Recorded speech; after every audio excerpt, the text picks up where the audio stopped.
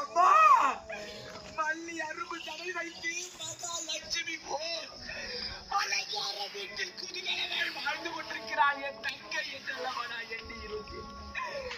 என் எண்ணத்தில் வந்து விழுந்து விட்டானா? அம்மாடி அம்மா உன்னை பாய் மீது படுக்க வைத்தார் உன் உடலெல்லாம் வலிக்குமோ என்பதற்காக என் மார் மீதும் தோல் மீதும் உன்னை தாளாட்டி சீராட்டி வளர்த்தேனடா. உன்னை இந்த நிலையில் பார்ப்பதற்காகவா அம்மா?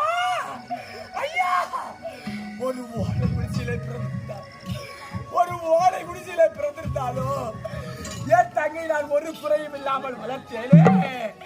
கால் வயிறே கஞ்சி குடித்து வளர்ந்திருந்தாலும் என் தங்கச்சி நான் கண் கலங்காமல் பாதுகாத்தேனே.